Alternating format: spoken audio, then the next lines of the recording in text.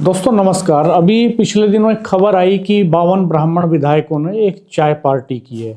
दूसरी खबर आई कि पार्टी के नए प्रदेश अध्यक्ष पंकज चौधरी ने ऐसी बैठकें न करने के लिए कह दिया है। अभी रिसेंटली एक और खबर आई कि प्रधानमंत्री नरेंद्र मोदी ने दिल्ली में मेरठ के रहने वाले और पार्टी के राज्यसभा सदस्य, इस समय पार्टी के राष्ट्रीय उपाध्यक्ष डॉक्टर लक्ष्मीकांत वाजपेयी को परिवार समेत चाय पार्टी पर बुलाया।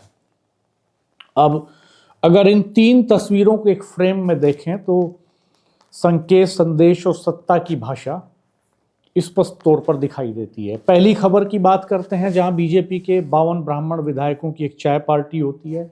ये एक सामान्य सामाजिक मिलन नहीं था, ये संख्या का प्रदर्शन था, ये पहचान का सार्वजनिक इजहार था और ये बताने की कोशिश थी कि संगठन के भीतर एक प्रभावशाली सामाजिक समूह खुद की अनदेखी नहीं चाहता है। वो यूपी की राजनीति में ब्राह्मण कार्ड को मजबूती से देखना चाहता है और ब्राह्मण इसके प्रति संवेदनशील भी रहता है। इसलिए इस बैठक का राजनीतिक अर्थ खुद ब खुद निकलना शुरू हो गया। दूसरी खबर यह आई कि पार्टी के प्रदेश अध्यक्ष पंकज चौधरी का एक निर्देश आया कि ऐसी बैठकें ना हों और उन्होंने ये निर्देश संगठनात्मक अनुशासन के लिए दिया। इसके पीछे उनकी चिंता छुपी थी कि पार्टी दरअसल ये नहीं चाहती कि जातीय आधार पर शक्ति प्रदर्शन खुले तौर पर हो, खास तौर पर तब जब नेतृत्व बदलाव के बाद ये संदेश देना चाह रहा हो कि संगठन व्यक्ति और जाति से ऊपर है। ये भी संकेत है कि प्रदेश नेतृत्व को चाय पार्टी जो है सहज नहीं लगी, प्रदेश नेतृत्व को इसने असहज किया। तीसरी और अहम खबर ये आई कि डॉक्टर लक्ष्मीकांत वाजपेयी, जो भारतीय जनता पार्टी के उत्तर प्रदेश के अध्यक्ष भी रहे, वो परिवार समेत प्रधानमंत्री आवास में चाय पार्टी के लिए गए। अब ये एक मामूली खबर नहीं रह गई। वाजपेयी जी ने इसको खुद अपने सोशल मीडिया हैंडल पर शेयर भी किया, लेकिन वाजपेयी एक बड़ा चेहरा हैं, खास तौर पर पश्चिमी उत्तर प्रदेश की सियासत में उनकी एक अपनी स्वीकार्यता है। प्रधानमंत्री का उन्हें चाय पर बुलाना, इसको लोगों ने व्यक्तिगत संकेत से आगे की बात माना। यहाँ से राजनीति की भाषा के तौर पर इसको देखना शुरू हो गया, इस फ्रेम को। और एक तरफ नीचे के स्तर पर जातीय जमावड़े पर रोकने की बात होती रही, दूसरी तरफ शीर्ष नेतृत्व खुद एक सीनियर ब्राह्मण लीडर को बुला करके चाय पार्टी पर सम्मान दे रहे हैं।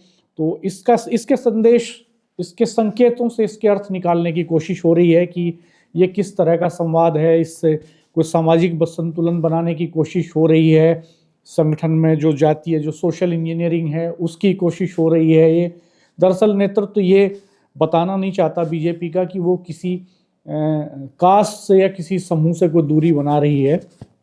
डॉक्टर वाजपेयी को चाय पर बुलाना ये बताता है कि पुराने नेताओं की भूमिका एक बनी हुई है पार्टी के भीतर। हालांकि कुछ लोगों ने इसको एक अलग नज़रिए से भी देखा। उनका कहना है कि डॉक्टर वाजपेयी के बेटे की शादी थी पिछले दिनों, उन्होंने 3 फंक्शन किए थे, प्रधानमंत्री को इनविटेशन भी दिया था इन तीनों फंक्शन का, लेकिन प्रधानमंत्री आ नहीं पाए इन तीनों में से किसी में भी।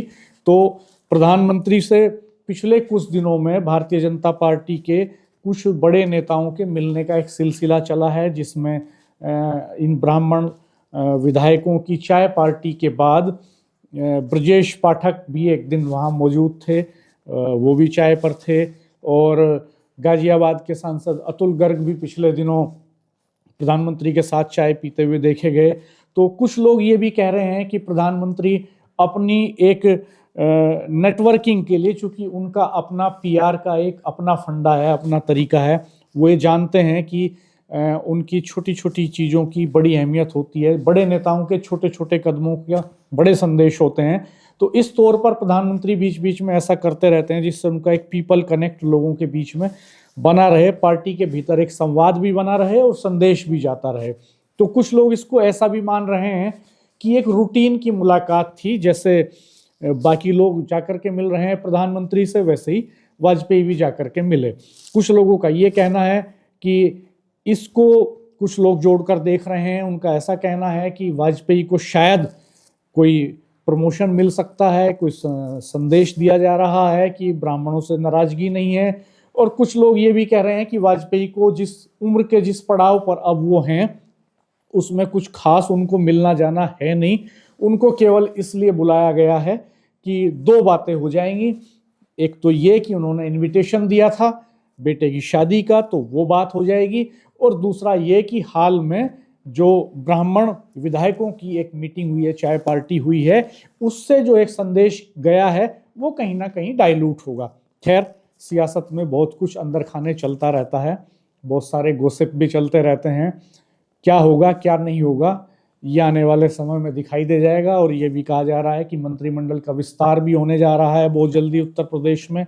नए रूप में कुछ मंत्रियों की छुट्टी हो सकती है, कुछ नए मंत्री बन सकते हैं। 2027 का चुनाव भी करीब आ रहा है। जानकार तो ये भी कहते हैं कि 40% तक या उससे भी ज़्यादा विधायकों के टिकट कट सकते हैं, कुछ नए चेहरों को जगह मिल सकती है। इससे एंटी इनकम्बेंसी फैक्टर को डाइल्यूट किया जाएगा। लेकिन फिलहाल उत्तर प्रदेश में भारतीय जनता पार्टी पूरी तरह से जो पीडीएफ फॉर्मूला है समाजवादी पार्टी का, पिछड़ा, दलित और अल्पसंख्यक, उस पर निगाह लगाए हुए है, और बड़ी तेजी के साथ वो बड़े खुले तौर पर, स्पष्ट तौर पर ये संकेत दे रही है, ये संदेश दे रही है कि वो पिछड़ों की पॉलिटिक्स कर रही है, पिछड़ों को अहमियत दे रही है, दलितों को अहमियत दे रही है। तो इस तौर पर चूंकि ये माना जाता है कि फॉरवर्ड कास्ट इस वक्त अफिलेटेड हैं ही भारतीय जनता पार्टी के साथ, तो वो स्ट्रॉन्ग अफिलेशन चूंकि वोटर्स के तौर पर बड़ा नंबर उत्तर प्रदेश में, एक डिसाइडिंग नंबर पिछड़ों का और दलितों का है, तो वहाँ वो कोई चूक करने देना नहीं चाहते। तो देखते हैं क्या होता है नतीजा। पीडीए की काट कर पाती है भाजपा या नहीं कर पाती है, या वो फॉरवर्ड कास्ट को एक तरजीह देने का दांव नए सिरे से खेलती है। हमारे चैनल को देखते रहिएगा, सब्सक्राइब कीजिएगा, बेल आइकन प्रेस कर दीजिएगा, नोटिफिकेशंस ऑन रखिएगा। हम जल्द फिर हाजिर होंगे एक नई वीडियो के साथ। तब तक के लिए नमस्कार।